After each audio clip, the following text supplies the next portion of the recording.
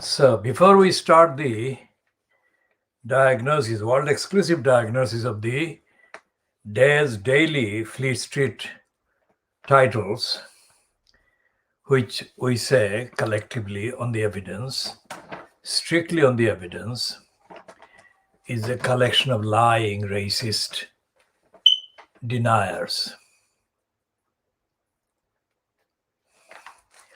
And before we start looking at those, we go to the latest fortnightly, this one, which is number 1552.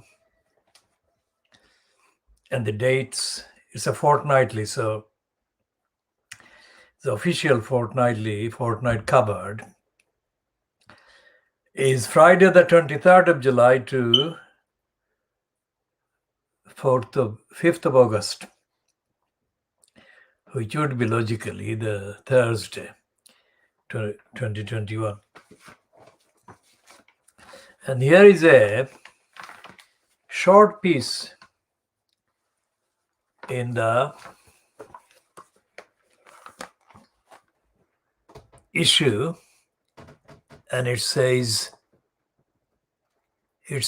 in the nudes, in other nudes.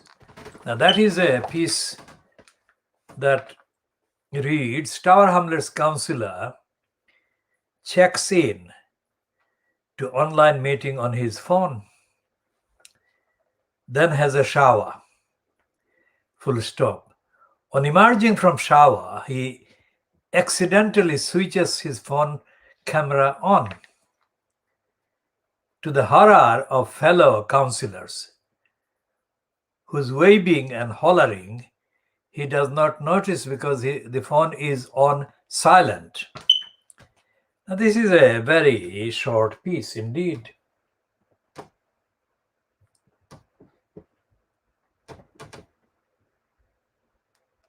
But despite the fact that it is short, it actually sums up the state of Tower Hamlets Council. For a start, the councillors are dead politically. They're forever silent. They're not hearing. They're not on hearing mode. They're not on listening mode, and they are not on the mode to care about the thousands of complaints against Tower Hamlets, the corrupt council, that people in the electorate, in the community file and have to file against the crooked council.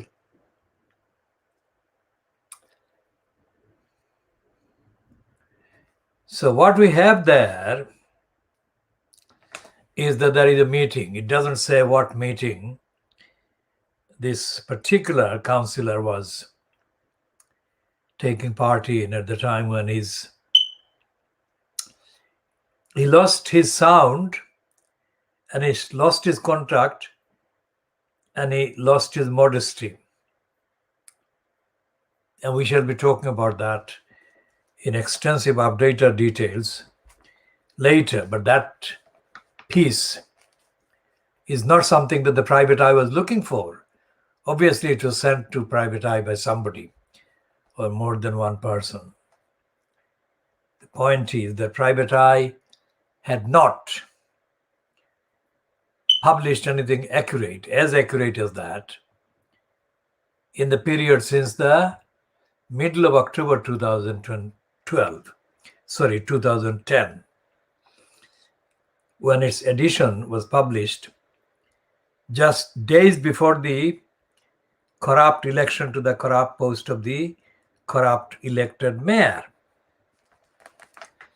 And that was a piece at the expense of Abbasuddin alias Halal. Halal dead meat was the heading of the piece in the same Rotten Borough's page. And that page was again compelled on private lie by somebody sending the details to it about the so-called dossier, dodgy dossier. that was sent to the then NEC of the Labour Party by Abbas Uddin Elias Helal and his advisors, one of whom was Frank Dobson, the idiot. Now, the idiot performed about turn for Abbas Uddin Elias Helal in 2010, but we shall update on all of that again in due course. And the tag would be, and the peg would be Tower Hamlets councillor checks into online meeting on his phone, and he accidentally switches his phone camera on, and he cannot hear the apparent hollering and waving, cannot see the waving either of his fellow councillors, because he put his mobile phone on silent. But that's only a tip of the iceberg.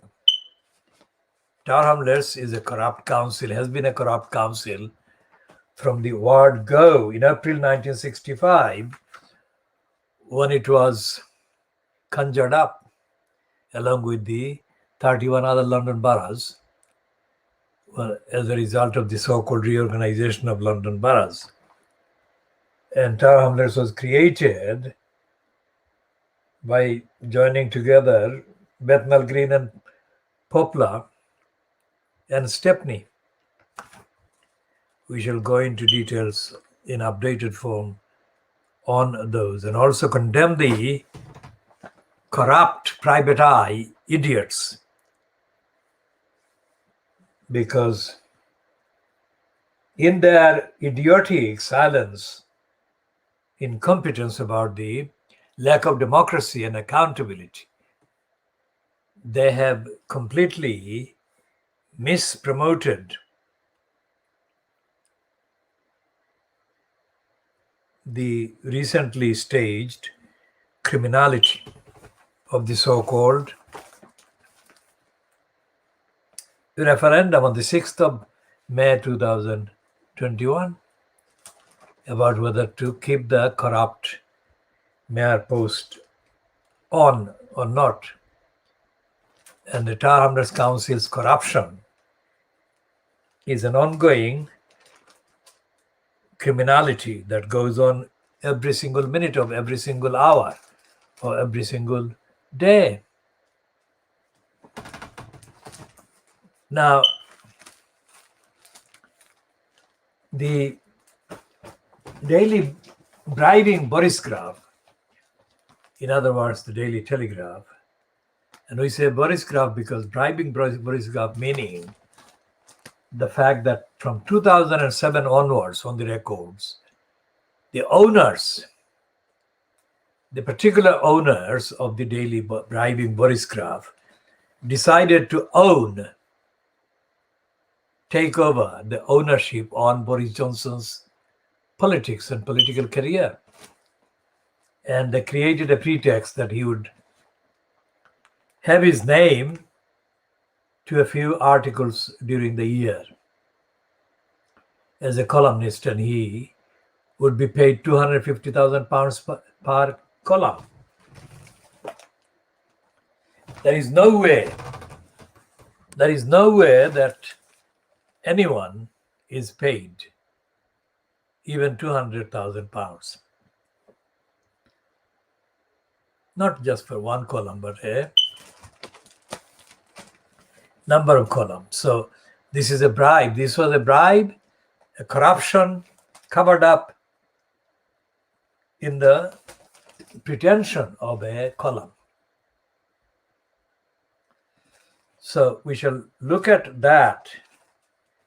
But the agenda of the daily bribing Boris Graph has been to overdo the racist promotion at the expense of the poorest people in the world. People that are misrepresented in this picture about the migrants, so-called, and the other papers, including the Times, owned by Rupert Dirty Digger Murdoch, and the Daily Mail, of course, and the Scum, which is again owned and controlled by the Dirty Digger Rupert Murdoch. They are all going to town. That is to say, they're absolutely going to town on this theme. This is the theme that Hrs Patel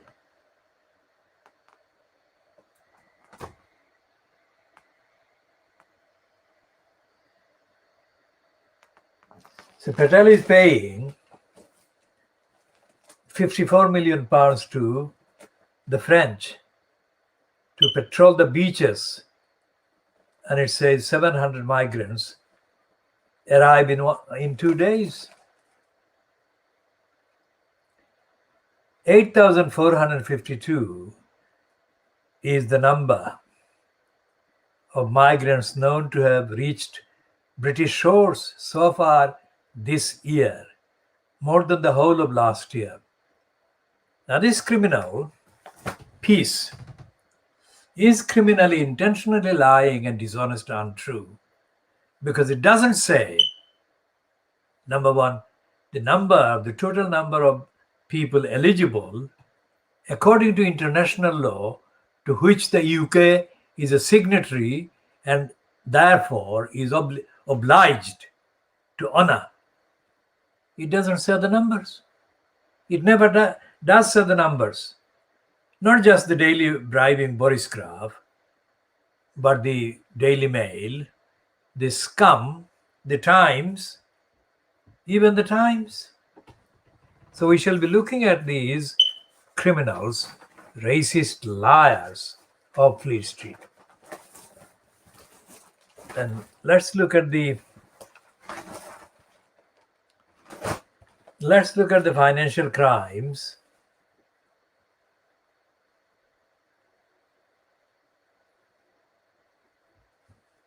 Which is overhyping the thief, the crook Bezos, who spent 10 minutes in space and then bragged that he stole the money of employees of the company Amazon to do that.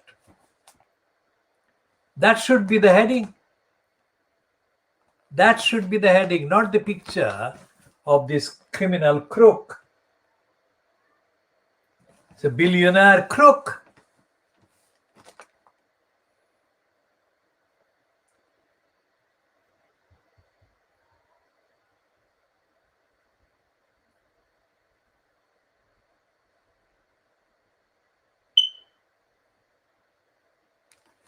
And the Financial Crimes is now promoting a Modi line that the worst of the country's pandemic is over.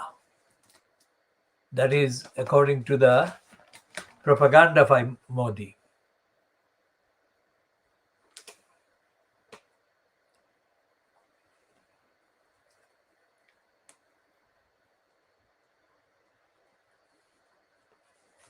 And in Indonesia, which is one of the largest, which is witnessing one of the world's largest surges, Indonesia is ramping up COVID's curves as case numbers surge.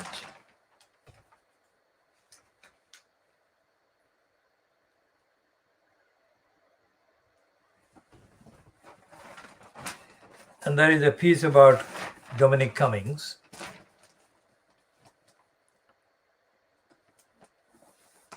saying that Cummings, did discuss ditching Boris Johnson.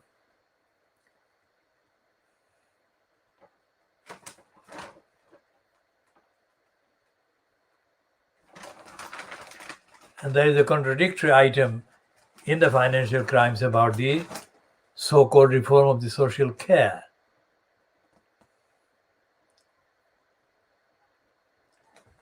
I've got a whole page, climate change, big read about Gabon, the country in Africa. They're promoting the green credentials of the country.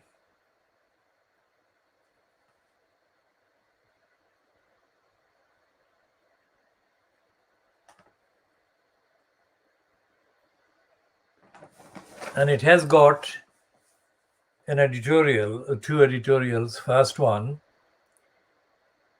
is that Greensill, the Australian crook, the Australian crook, that the crooked Cameron gave a platform in government while Cameron was the leader of the Conservatives.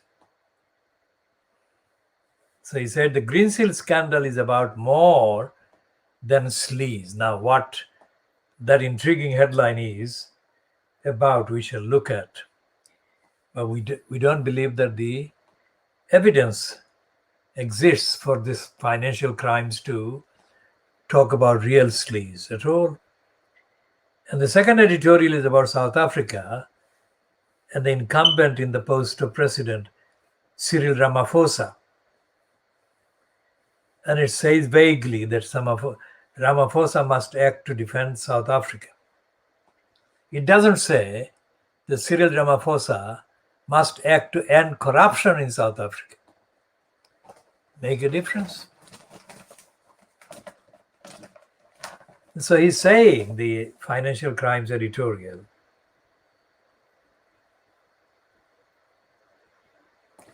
it admits in the last paragraph that the ANC long ago lost the moral authority to rule in perpetuity. Well, the ANC never had any moral authority to at all rule. That's the whole point. The ANC is a corrupt outfit right from the beginning. It's a corrupt outfit even when Mandela was featuring as its leading personality.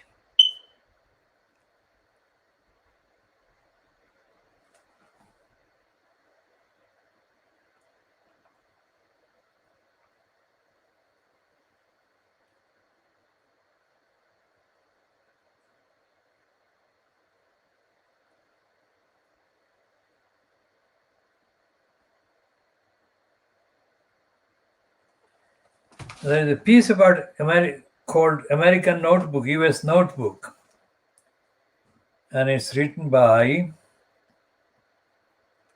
Rennie Kaplan, and it's headed New York Parties Like There Is No More COVID.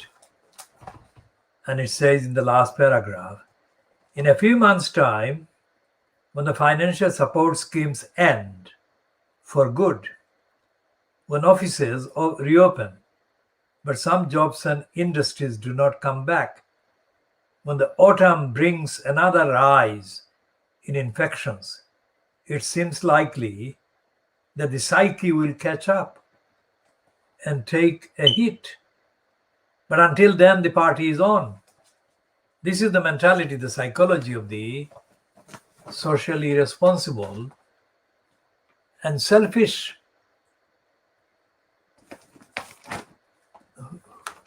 And the ignorant, because the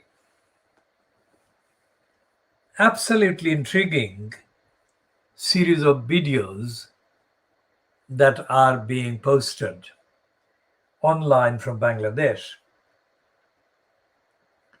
keep overhyping the demand for an end to the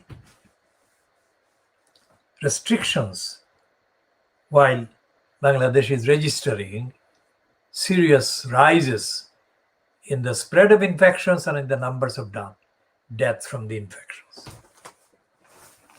What are these people doing? They're making this the most radical kind of evidence against Hasina and her government, that she's keeping the restrictions on.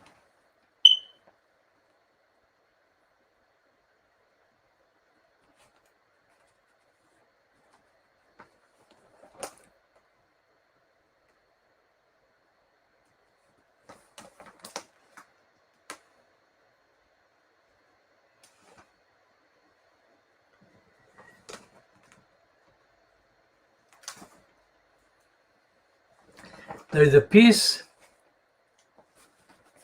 on page 12, byline to Helen Thomas, and the headline is absolutely overdue. But I'm absolutely certain that the contents of the piece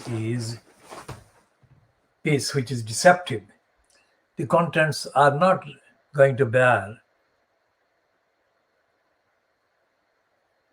the actual evidence out, because the law is, of course, corrupt. The law is unjust, the law is unfair, the law is inappropriate, and the law is inaccessible. When it comes to law, it is the judicial system which is supposed to uphold the objectively defined, uphold the law, due process, etc. There is no due process in Britain. So what the Financial Crimes does is publish headlines that are, on the face of it, on the surface, attractive and appropriate, but in fact, the contents don't bear out the evidence and the truth.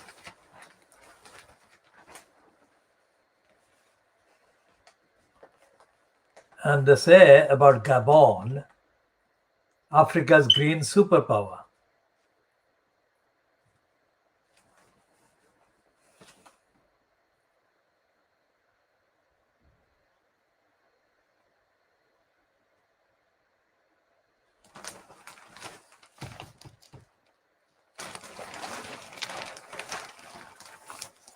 So what are they saying about Gabon? I mean, this is a very rare headline about a country in Africa. I mean, the word like superpower is never used about a country in Africa.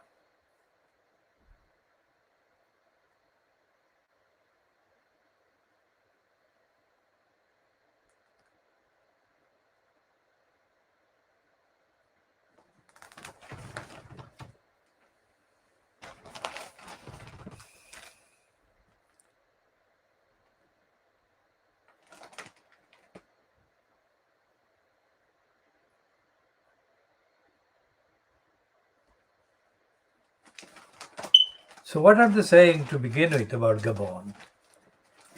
They're saying on the subheading under the FTB grid, climate change, they're saying, ahead of a key United Nations summit, the idea of a natural capital is gaining ground as a tool to avert environmental disaster. With well-preserved rainforests, Gabon is seeking markets to boost its role as a carbon absorber. It's a piece byline to David Pilling, Africa's green superpower. That's the piece.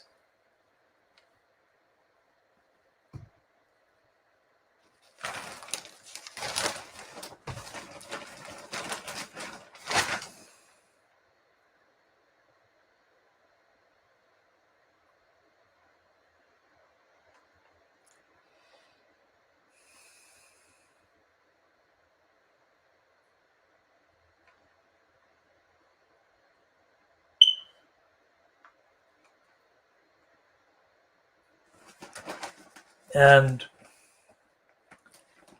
the first paragraph reads, sweat pouring down his face, Iftikhar Ali, a bond trader and former hedge fund manager, is nervously tramping to his next appointment. The encounter will take place not in the city of London, but under the canopy of the Gabonese rainforest. And the client he is meeting, who goes by the name of Kamaya is a lowland silverback gorilla. After years in which its economy depended on oil, Gabon is seeking to reposition itself as a green superpower. And a rare high-income country in Africa with a nominal per capita income of $8,600, Gabon wants to diversify as oil reserves dwindle. It also wants recognition for preserving its tropical forests, part of the Great Congo Basin rainforest, the lungs of Africa, that are the planet's most important forest ecosystem after the Amazon. Ali, director of the Debt Capital at African Conservation Development Group, a Mauritius incorporated company that specializes in land stewardship, is researching both an eco-tourism project and the launch of a bond he hopes will raise up to $300 million. Its underlying asset will be the forest that absorbs millions of tons of carbon, creating a stream of potentially marketable carbon credits. Now, without going into the rest of this, let me say this. This is, of course, not borne out by the rest of the contents, but the direction is correct. The direction, that is the topic, the heading, and the issue, and the absolute focus that needs to be placed on the breathing system of the world after the Amazon is absolutely correct. But this is a too insignificant part of the whole of Africa, and even less so when compared to the rest of the continents, the Asia, biggest continent in the world, and the other continents. And there is nothing like the daily, the hourly reporting and watch that the planet deserves to be made by all the media, the political and other decision makers, to save the planet, to save the future of the planet, all the plants, the animals, and of course the entirety of humanity. So we shall leave it there for the time being, and we shall return in due course to the environment. So we look at the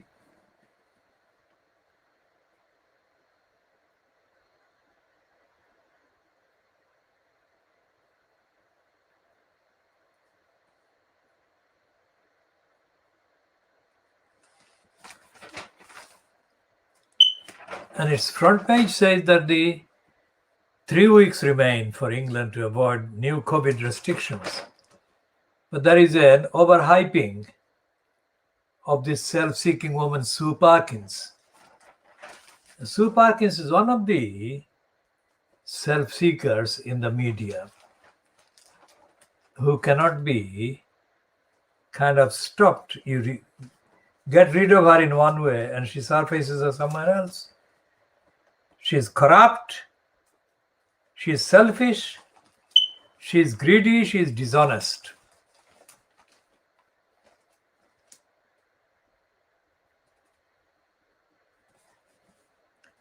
And the I, dishonestly, is claiming that government is taking cautious approach as COVID cases fall. Now, the COVID cases keep falling and then rising.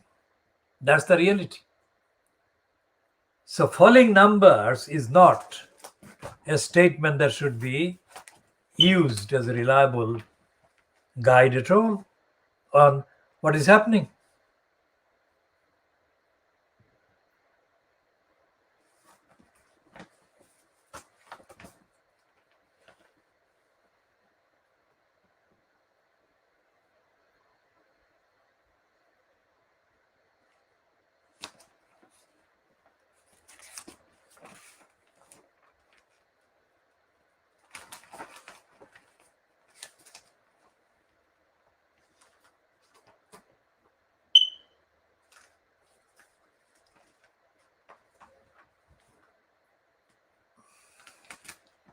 And the deadly heat wave is having a very heavy toll on the animals.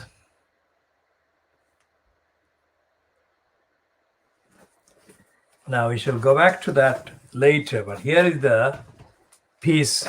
Even the Mirror is actually obsessing with the migrants.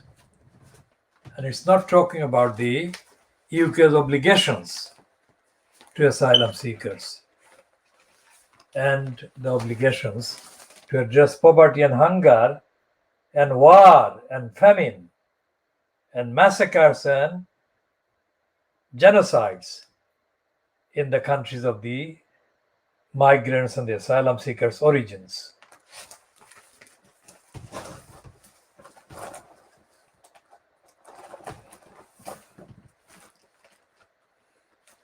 And here is the sick-making, lunatic frenzy of hatred on the Daily Mail's front page.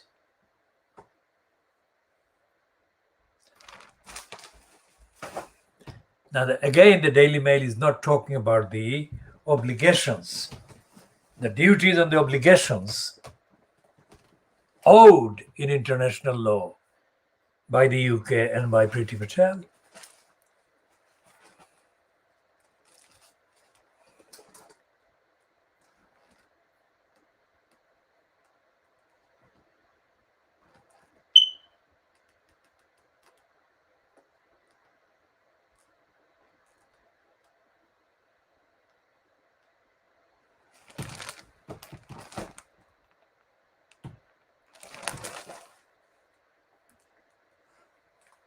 And the idea of foreigners being the root of all evil is reiterated on page 9 of the Daily Mail today in the piece headline, "Woman Swapped £4 million diamonds for bag of pebbles." Mayfair, that is a place in central London, Mayfair jewelers duped by foreign thieves.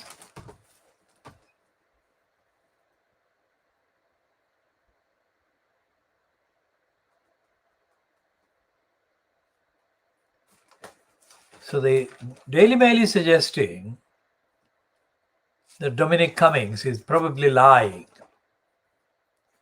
We shall come to the Dominic Cummings lie after we look at the two-page nightmare scenario created by the Daily Mail under the big heading, "As we send cash to France, our lifeboats become taxi service."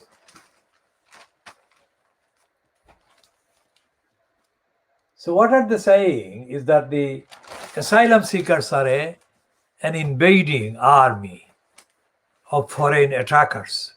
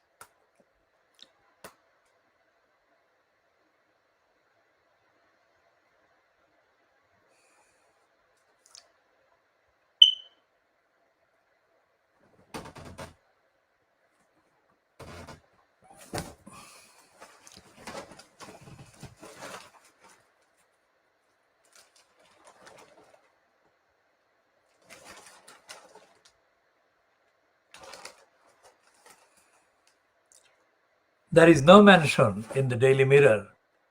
There is no mention in the Daily Bribing Boris graph. There is no mention in the Dirty Diggers, Daily Scum. There is no mention in the Daily Mail or in the Beaverbrook Poison paper, the Daily Express, and there is most certainly none in the Financial Crimes about the UK's obligations under the international law and international treaty. treaties that the UK remains actively signed up to.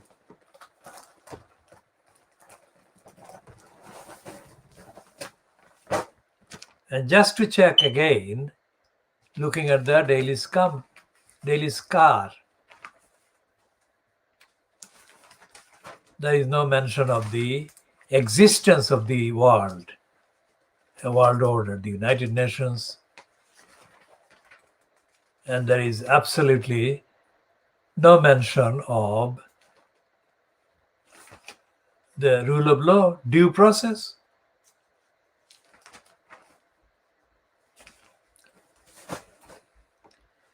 In the Scar, and it is full of absolute rubbish. And of course, the Daily Beaverbrook is talking about the migrant crisis. There has never been anything but crisis involved with the desperation created by the UK's role in the world.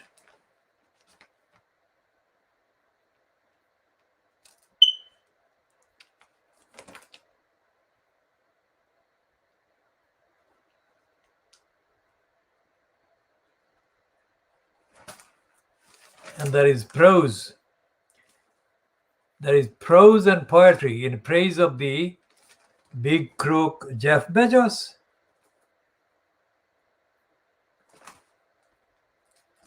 In the Scum,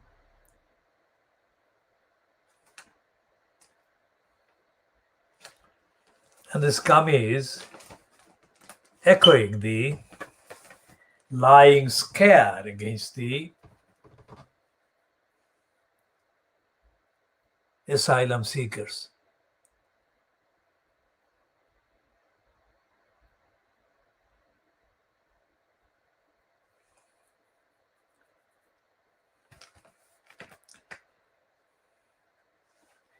And the Times is saying, even the Times is saying that the record, there's a lie, because the record is out of context. The record is not measured by looking at examining the amount that the UK as a signatory to international treaties is obliged. In the numbers of people that the UK is obliged to give asylum to is being completely hidden, covered up and denied by the shock horror pictures of these people arriving. And therefore they are being treated as justified targets of imprisonment.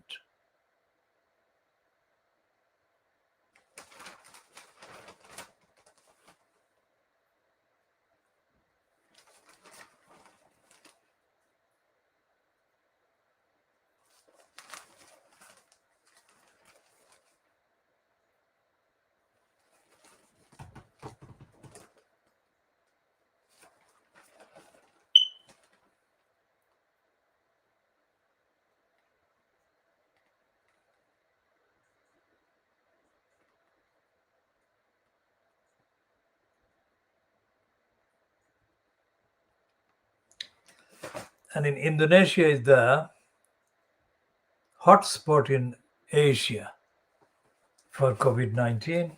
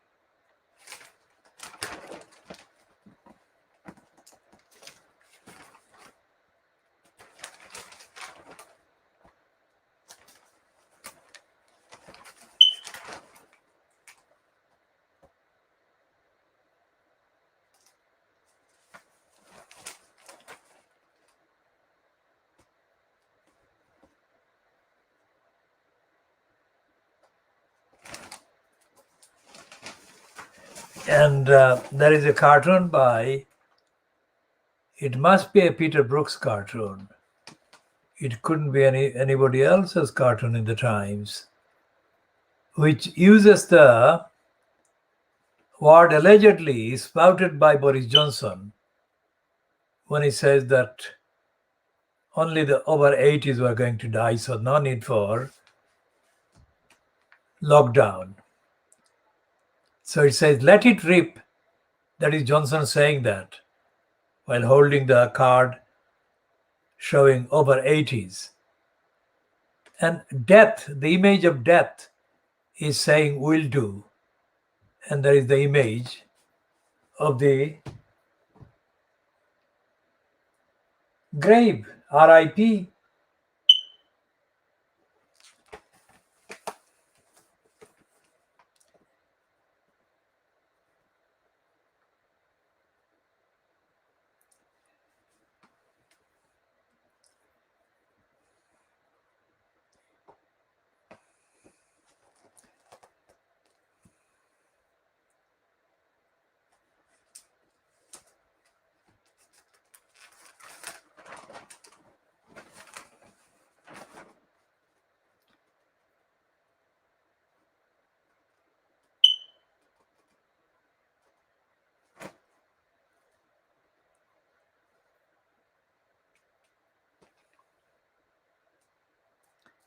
And the Times letters are all Anglo-Saxon and European names.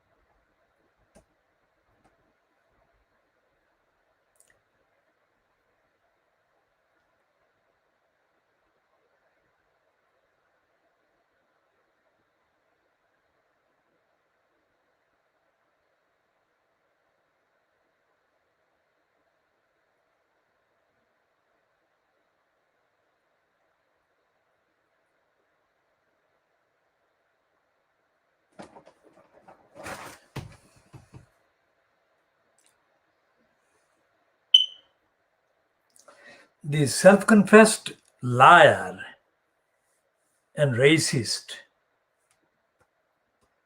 and the still unprosecuted abuser, Matthew Paris, is overdoing his enthusiasm as he wishes he could hug Jeff Bezos and Richard Branson.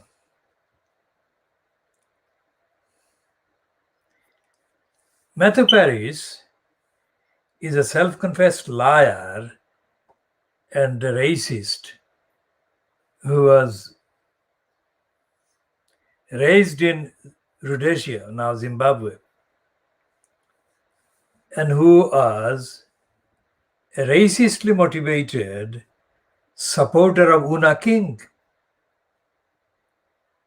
who wanted revenge perpetrated on those who voted against Una King, as he insanely condemned the voters who voted against Una King in May 2005.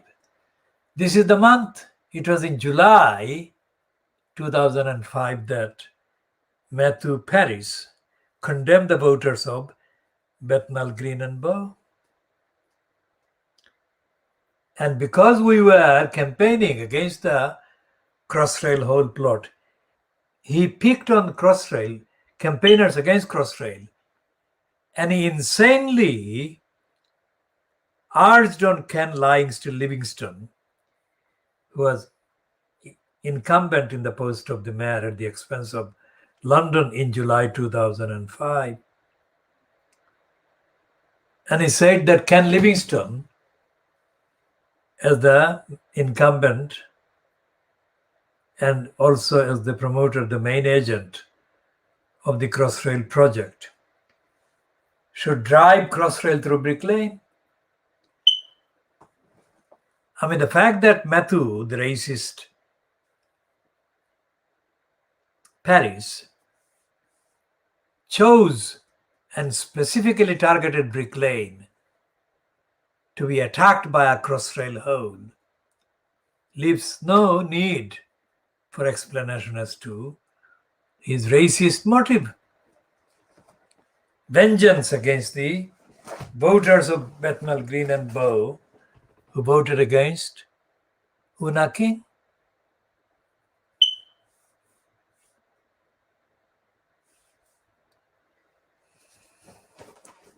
This is the Times, and the Times is not in terms of the style and the presentation. It's not like this scum. But the narrative, the agenda is the same.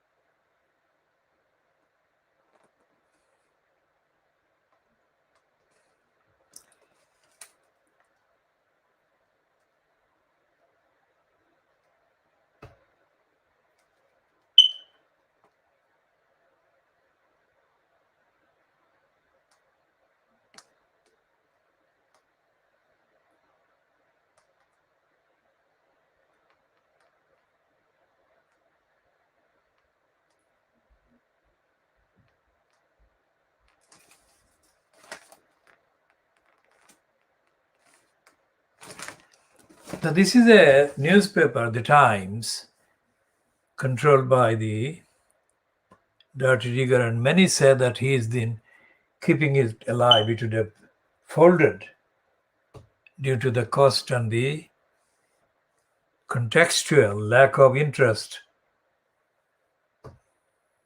by print buyers.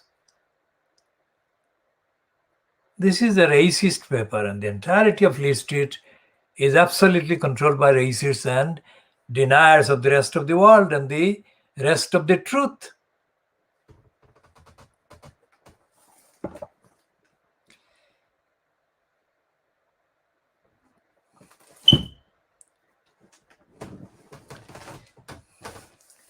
And if they deny the rest of the truth, then what's the point of their publication? What are they achieving? There is no journalism that serves the many.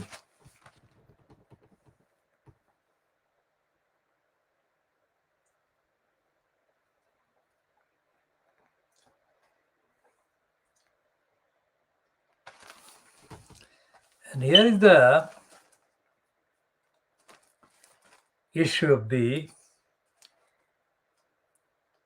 revenge. So both Dominic Cummings and Harry Windsor are being portrayed as vengeful. So they've got page 6 on Dominic's doomed coup at number 10. Page 7, Sarah Bain, brutal, disloyal, and obsessive. My old friend Dominic seems hell-bent on destroying his former boss, whatever the cost. And then page 8 is Henry Deeds, the sketch writer, saying, narcissism central, chateau bottled, sour grapes, and a palpable porky. What they're saying is that Dominic Cummings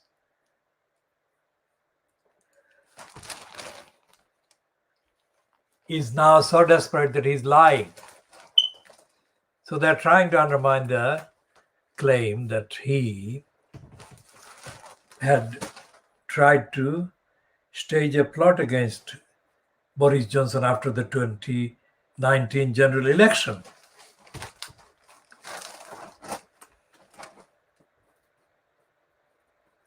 And they're saying that it's only a rant. So we shall be talking more about all of that in the next edition or editions